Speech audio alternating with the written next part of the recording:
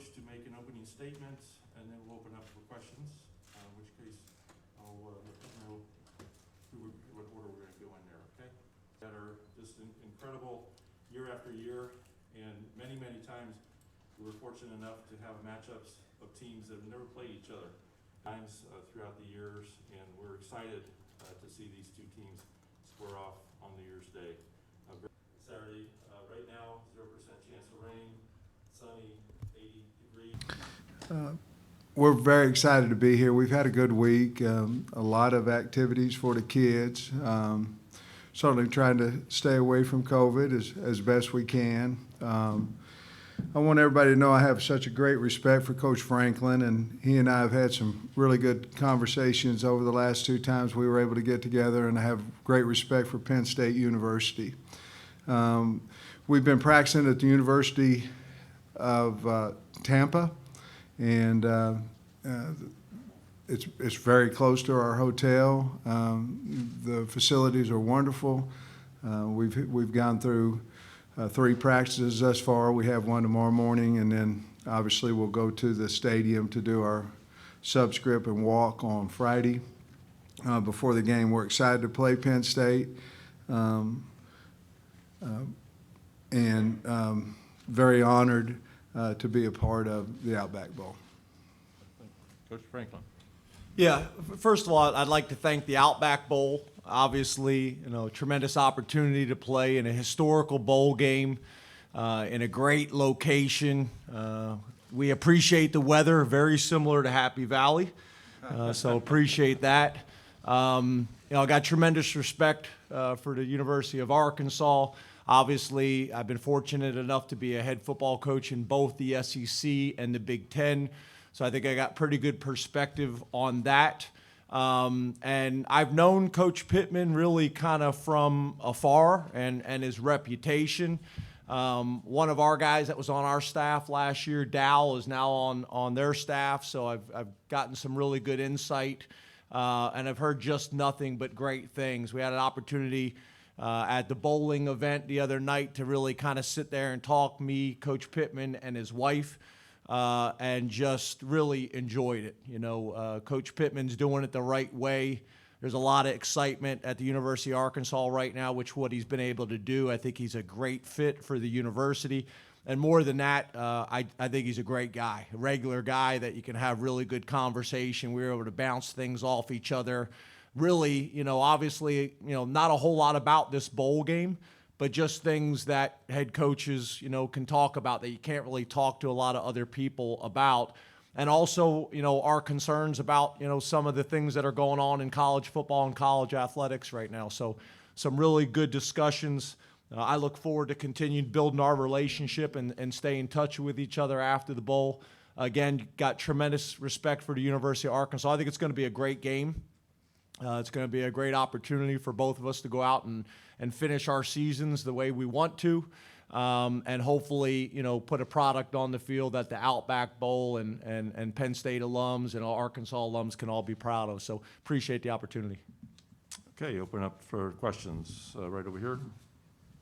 For both coaches, Coach Franklin, you first. The American Underdog movie came out, and Zachary Levi did a great job of playing Kurt Warner.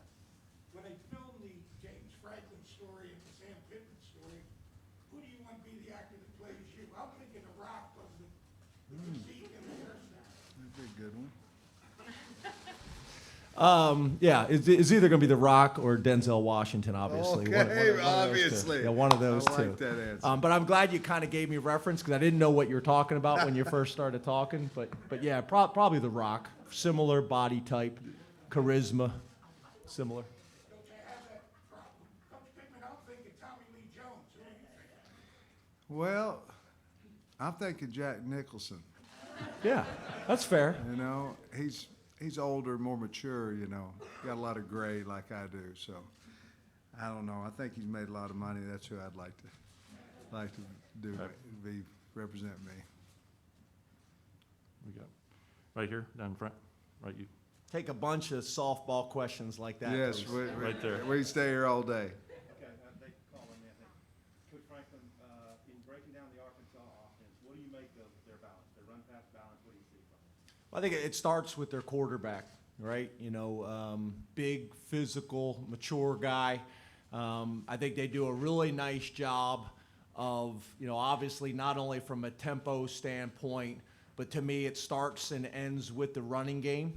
I know you talk about balance, but I think it's obvious that they want to run the ball. Obviously having a head coach who's got an offensive line background, and those guys usually pride themselves with that. I think his personality and identity shows up on the offensive side of the ball. And then I think they do enough of the things to keep you honest. You know, the play action passes and the RPOs off of it, that can be challenging. Also some of the tricks and gimmick plays. And then I think the other thing is, you know, I think when you have that type of quarterback, you got to manage it during the season. But when you get to the bowl game, and this is the last game of the year, we're expecting them to run that 245-pound quarterback a bunch. So we got to be prepared for that. It's going to be a challenge. You know, there's no doubt about it. I think their offensive coordinator does a good job, you know, keeping you on your heels and off balance as much as possible. And they've had the personnel to be able to do it. But I think it really starts and ends with their quarterback. Right here in the middle. Sam, question for you. What can you say about Kendall Briles and his development of KJ Jefferson this season? I think Kendall's done a nice job. You know, I went back to Felipe Franks from last year. I think, you know, obviously Felipe played a lot of ball, but for him, he had never been in that system. So I think Briles is a really good teacher, really good communicator. Certainly KJ has gotten better throughout this year with his throwing ability and the long ball. He's gotten better there. You guys remember we opened up scrimmages last year in the spring simply because I felt like we needed to put pressure on him with people in the stands to perform, him and Malik for that matter. But I think Kendall's done a really nice job, and I believe, like Coach said, I believe he's a good play caller. Right back here, Stanley. Hi, James. I wanted to ask you on the defensive side. Yeah, I think that's one of the things that me and Coach were talking about, you know, the other day. I've been a head coach now. I've been fortunate enough to be a head coach for 12 years. Have never had an opt-out in all of my 12 years. You know, they've had a little bit of it. We've had more. And it's challenging. You know, what I would say is I'm focused on the guys that are in our locker room. That doesn't mean that I'm not happy and excited and supportive of the guys that are not, but I'm excited about the guys that are in our locker room, and I'm excited about the guys that are going to have bigger roles. I think we all know the last 2 years of college football have been different and have been challenging. You know, obviously, you know, not only what's, you know, really happened nationally, but also conference to conference. You know, this was handled differently on every single conference. Our season was canceled and then restarted again. It's been a challenging 2 years. I think back earlier in the season to our Rutgers game, and we got hit with the flu, and you know, we didn't have a scholarship quarterback available on Friday. So there's been a lot of challenges, you know, but at the end of the day, the reality is you got to find a way to get it done.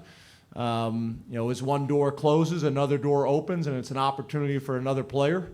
And I think it's also going to give us a really good kind of picture of what our future is going to be. It's going to be guys that are going to get a bunch of reps in this game that maybe hadn't in you know, throughout the season. So there's some challenges, no doubt about it. Our guys are excited. And I think there's also some tremendous leaders that are out there that you know, we're dependent on and are going to need to step up for us. There's no doubt about it. Did you ever cross Right here. either one of these to not like? Well, what I would say is we discussed what we think is going on a bunch in college football. And I think, you know, I'll speak for myself. You know, we've never seen this in college football, right? We've never seen people, you know, not playing. It happened a little bit last year. We thought we were done with it. It's happening again this year. You know, I don't really kind of want to get into it because I can't really speak for other people and what they are doing. For us, you know, we want to play, and we want to represent the Outback Bowl the right way. We want to represent Penn State the right way. Are there challenges? Probably more challenges than there's ever been before in college football, yes. But you know, we're excited about representing the Big Ten the right way. We want to represent Penn State the right way, and we're very blessed and fortunate to be here in the Outback Bowl, and we're gonna take it as a blessing and take advantage of the opportunity. Well, I think it says a lot about Penn State and Coach Franklin. I mean, he's had several guys, and if you look at it, and if we played in a regular season, the teams would be different. I mean, they're just different because we've had a couple of NFL leaving for the NFL. He's had several over there, and at Penn State, and the teams are different. I mean, that's just what it is, and so once you wrap your mind around that the teams you're going to field a different football team, and you're going to probably find some surprises both ways from who's out there. But we have 120 on our team, and the other 115 or 110 that are left right now, they deserve the opportunity to play. And I don't think either one of us, and I don't want to speak for Coach, are looking for a way out. We're looking for a way in, and I think that's what Coach did, and I know that's what we did as well. Back here. James, could Olu, do you think he'd be capable and ready to be a left tackle to start if need be in this game? I'm sorry, say that again? Olu, could he be capable, ready to start at left tackle if need be in this game? Yeah, he better be, right? Yeah. He was going to start earlier in the year and had an injury and was unable to start. And that's when Landon went in and started and played really well as a true freshman. But yeah, you know, we've been preparing and planning, and like I said, Olu was going to start during the year, and now we're in a position, obviously, that you know he's going to do it on Saturday, and we have a lot of faith and confidence in him. So it's going to be exciting to watch him go out and play. He's had a really good week of practice. Right over here, front row. Do I think it's important when Big Ten and SEC teams play each other? Yeah. Yeah, I mean, yeah, two great conferences. Yeah. Obviously, like you mentioned, we played Auburn earlier in the year. You know, it's kind of unusual. I think when we played Auburn, if I'm correct, it was the first time we'd ever played. I think first time there had ever been really, I think, a Big Ten SEC matchup during regular season or some crazy stat like that there was. And then obviously playing Arkansas right now, there's not too many things left in 2021 that you can say has never happened before. So it's a pretty cool opportunity. Yeah, I think it's big for the teams, the players, and obviously the fans. I think it's good for both those. Right here. Coach Pittman, Grant talked a lot yesterday about Penn State's tight ends and how they use them kind of different than any other team in Penn State. Do you agree with that? And how would you kind of evaluate tight ends and Penn State's offense? Well, they're talented. I mean, you know, Penn State has a big, thick running back as well, you know, and so Lee, I believe, is Lee, yep. And he's a good player, a big, good player. And then off of that, you know, they run a little play action, and then coming off to the tight ends, and those guys are really good blockers. They're good catchers. They're very talented. But I think if Grant's saying that, we've emphasized that, you know, that they're very talented players, and we have to know where they're at and how to defend them. Yeah, right here. For both coaches, Coach really part of it. Yeah, for me, I can explain it in, you know, when we're coming in on the bus to the home games, you know, and you see people walking across there, and I was one of those people, you know, trying to get into the game, trying to get a glimpse of the coach on the bus, the players on the bus. You know, they didn't have the hog walk back then, but, you know, just trying to get in the stadium and feel the atmosphere. I feel that every single home game, you know, very surreal, very honoring. You know, I'm honored that I'm the head coach at Arkansas, but yeah, I mean, I feel it all the time. You know, I was a fan. I went to camp. You know, went to football camp there, and Lou Holtz was the coach, and I Did remember you get rejected too? I Well, got rejected. I'm at glad Penn you State. said the two, because that kind of makes me feel. Yeah, I you got know. rejected. I went to Penn State's camp. I got recruited, none. So I don't know if it ever got to the rejection part. Yeah, excuse me, I didn't mean to interrupt, Coach, No, I but was yeah, done. I grew up just outside of Philadelphia, so it's unusual, a lot of times that you have the opportunity to be able to come back home. I played in the state of Pennsylvania. I did go to camp. I think Jim Caldwell was the quarterbacks coach at the time. They had a drill, Coach Pittman, where you threw fades and it had like a little target sitting in the end zone, and I won that drill. That's and awesome. I thought for sure Coach Caldwell was going to come over and talk to me about why I should be at Penn State, and he never came Went over. right by you. But yeah, it's something obviously that you take a lot of pride in. Obviously you understand the history, you understand the tradition. I think we're also both at places, that really emphasize the true student athlete and getting a great education at a great university. So there's so many reasons that I think, for us that it's important, and college football is really important, and being able to win games is really important, but at Penn State it's also about, getting a great education and having a well-rounded experience and being prepared and ready for life when that comes, when the game of football comes to an end. So I think all those things allow for me, obviously being a local guy, having pretty good perspective on what it truly means to be a Penn Stater. Right down here. Each of you coaches have lost a significant piece of your offense, a premier playmaker at wide receiver. Can you each reflect on what that player meant to your program and what it's been like adjusting your offensive plan without that? Well, Burks was, he's from the state. He was our go-to guy. He was our big play guy. Anytime we got zero coverage or man coverage, everybody in the place knew we was going to throw him the ball, and he was, a lot of times he'd go make the play, and a lot of times he'd score on it. I understand his situation and things of that nature, but losing him, we lost a lot of offense, and we also lost a very good leader.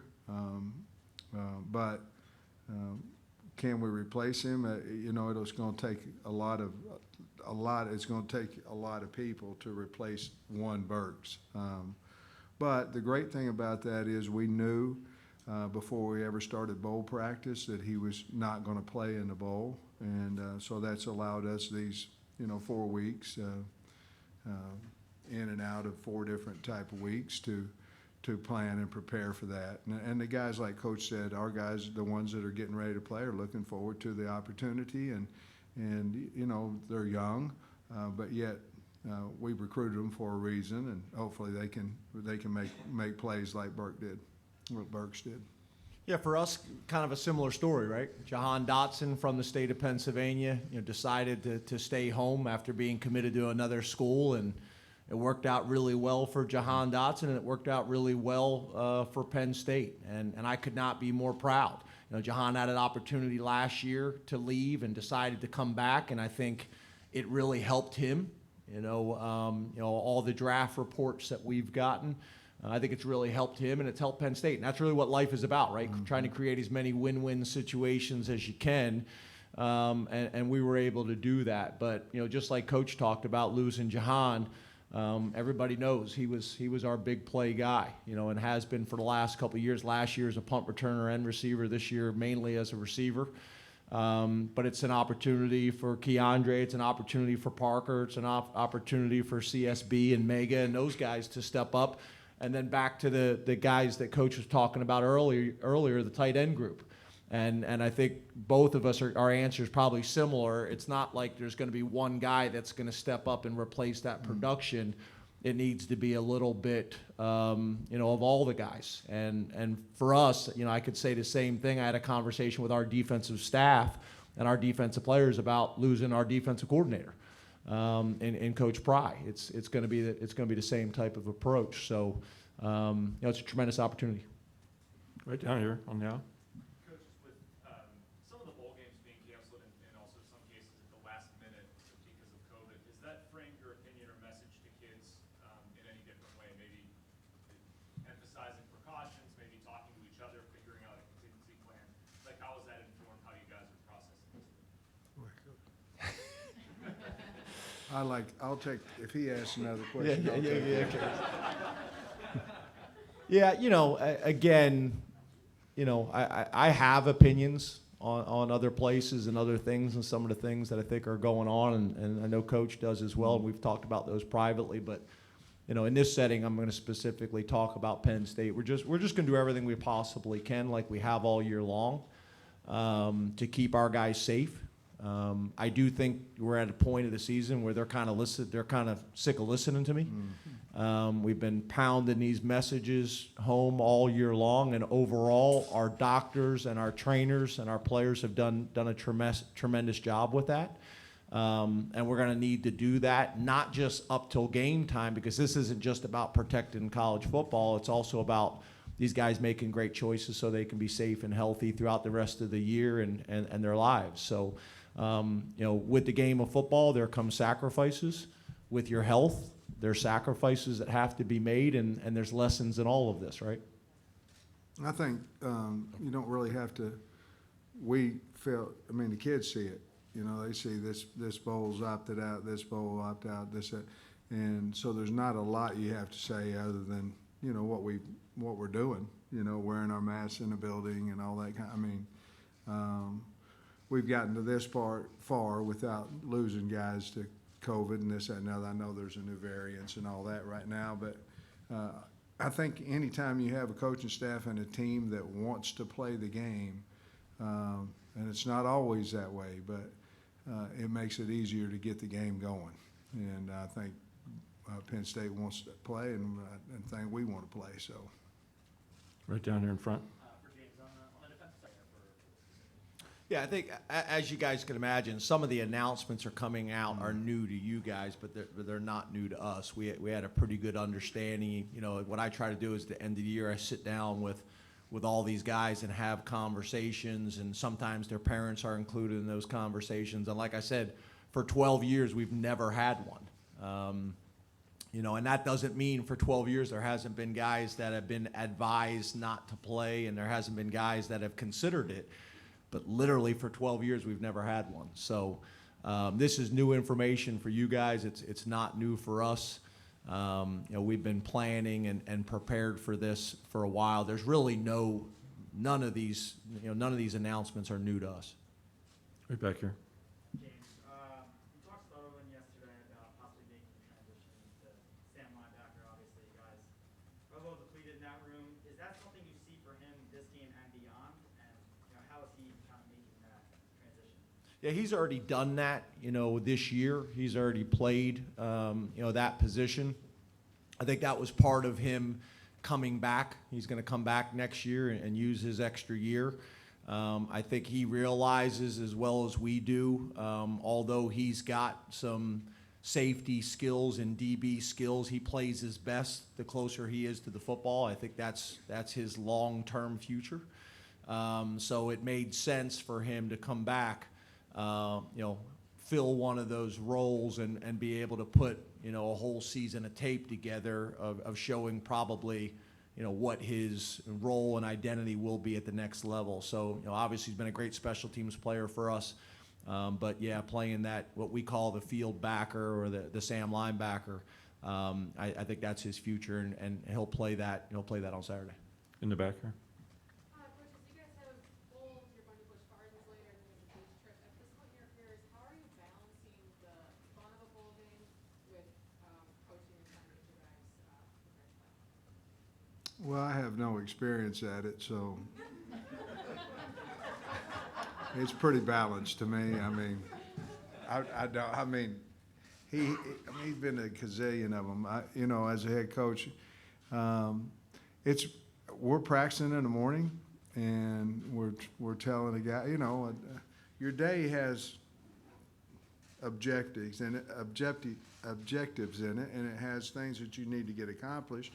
And practice is first and foremost, and we're doing it early in meetings, and then, the rest of the day they can go out on their own and do. As long as they can plan their day, and I want it to have success the whole day, I think the fun and the practice and the meetings and all that can be put together. So that's what we're trying to do, and it's good that we're starting practice in the morning, because that way they have to be in a little better shape coming home, get an earlier curfew and things of that nature. Right here in the back. Yeah. Sam, the SEC has not done well yet in the bowl. Does that lend us even more pizzazz for this bowl game? I wish the answer was yes, but, each of those schools got their own team, their own, going to NFL. A lot of times in the SEC and then the Big Ten and things of that nature, I mean, you're going to have really good players. And by the time, until we get to more teams in the playoffs, like I said before, you're going to play a different team. It's going to have the same logo on there, but it's not the same team that you had during the regular season. And I think that's a little bit what's happened to the SEC. Maybe not. Maybe they just got beat.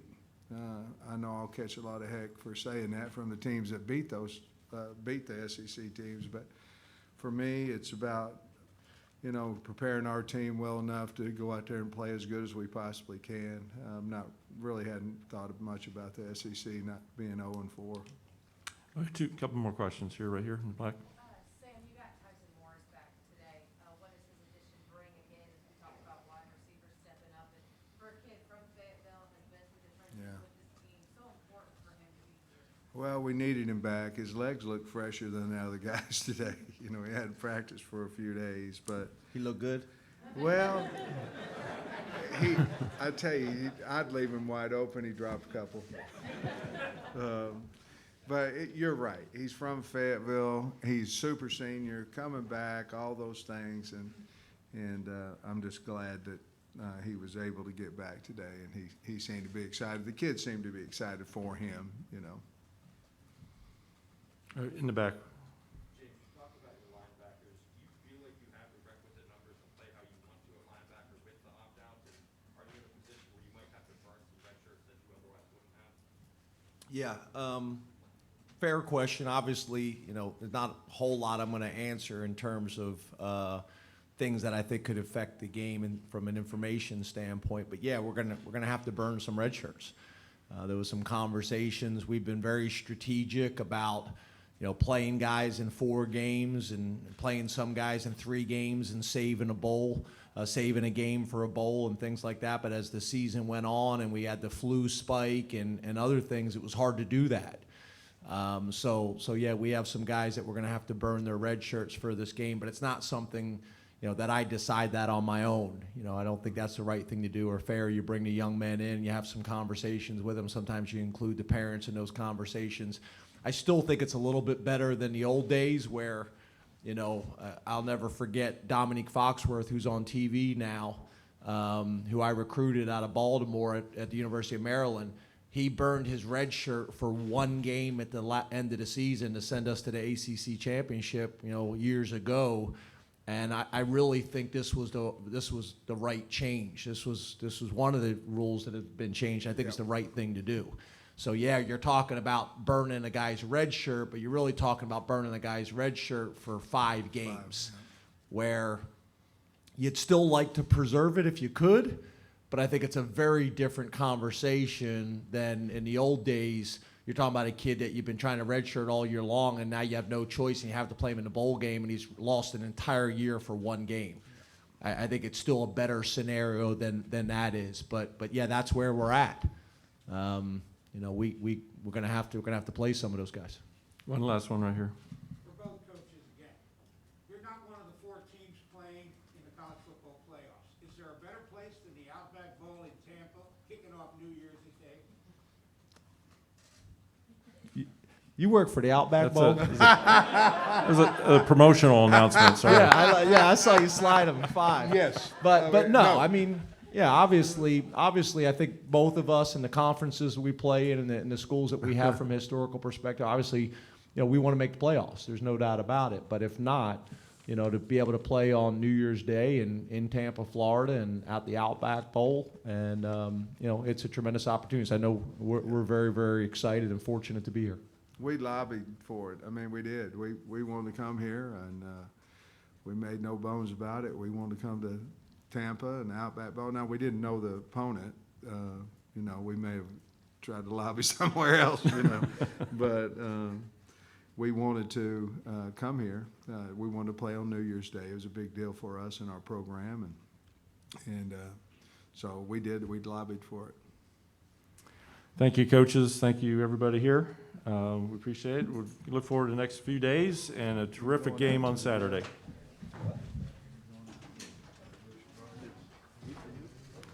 We will be providing transcripts of today through ASAP. We'll be sending that out as soon as we can get those later today. Thank you.